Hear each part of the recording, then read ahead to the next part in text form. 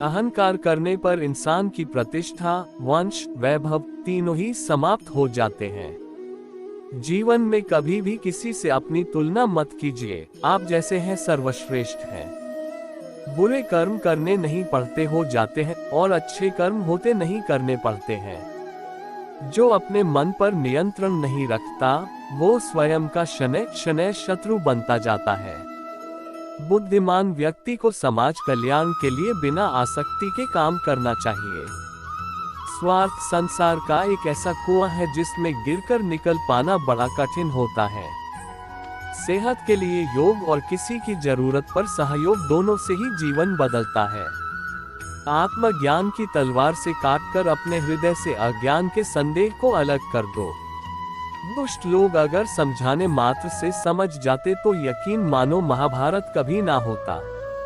मनुष्य अपने विश्वास से निर्मित होता है, जैसा वो विश्वास करता है वैसा वो बन जाता है।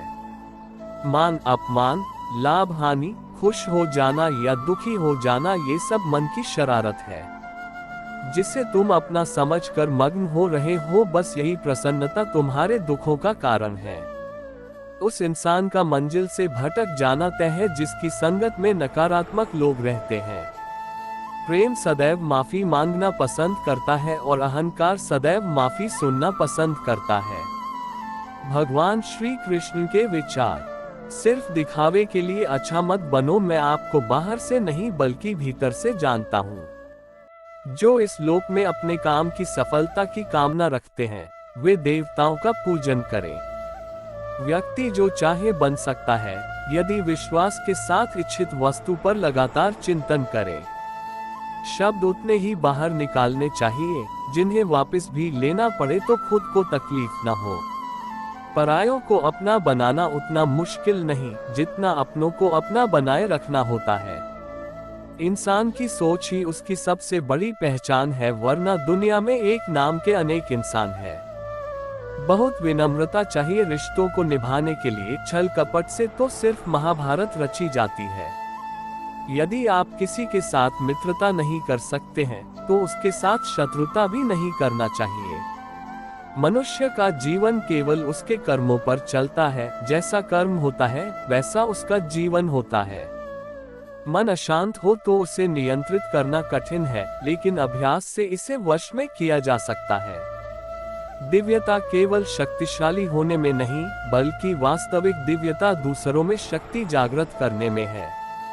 मन की गतिविधियों, होश, श्वास और भावनाओं के माध्यम से भगवान की शक्ति सदा तुम्हारे साथ है।